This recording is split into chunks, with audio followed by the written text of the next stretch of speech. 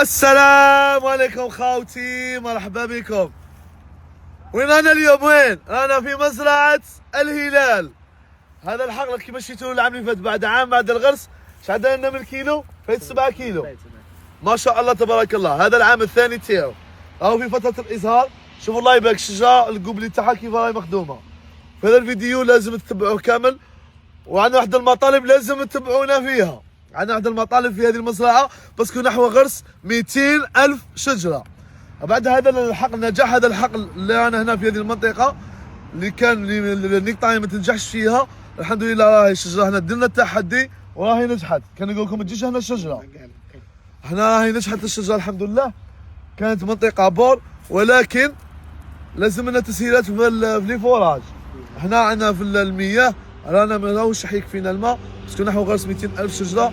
دوكا اللي كيبغيو يغرسوا في 30,000 شجرة.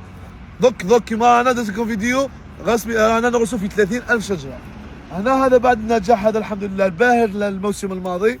غرسنا اصناف متطورة كاليتي كاليبر. سوات هي الاولى في السوق ولا لا؟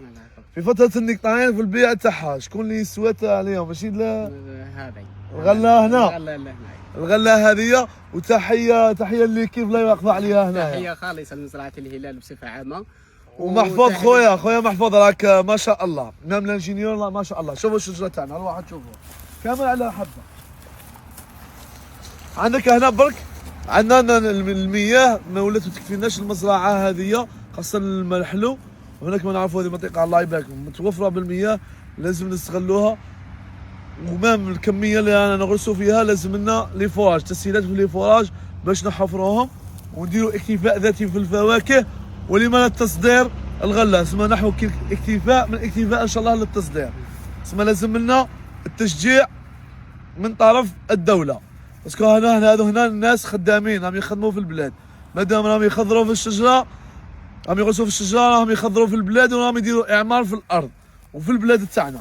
شوفوا الله يبارك الشجره تاعنا كيف راهي دايره ما شاء الله تبارك الله. الخدمه انا فيك عجبتني خدمتهم. راهو الجنان كامل نقي الزبير. والسنه فتره الازهار كانت مبكره على اللي موالف. الريح هو اللي افونسا الشجره. الريح هذوك اللي ضرب 3 ايام لقح الشجره شيء عادي. ولكن احنا مازال موسم الغرس. ما بنفهموكم هنايا في المناطق الساحليه كيما نعرفوها الفلوريزو دائما يكون بكري، يكون في شهر فيفري. هنا كان في شهر جونفي. اسمها جونفي بدات الازهار تاعها. والله ما شاء الله تبارك الله. شوفوا الشجره الله يبارك.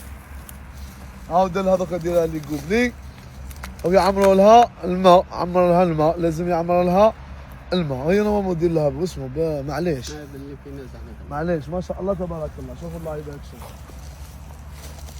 خلاص الشجره كانت شتله. شفتوا الفرق بين الشتله والشجره؟ الشتله تدي عندي شتله وتولي عندك شجره. هذه هي. السلام عليكم ورحمه الله تعالى وبركاته. في فيديو اخر ان شاء الله في وقت كي نكون نحو الغله ان شاء الله. هاي دات برومي فلوريزون وراح ندير دوزيام فلوريزون ان شاء الله. السلام عليكم.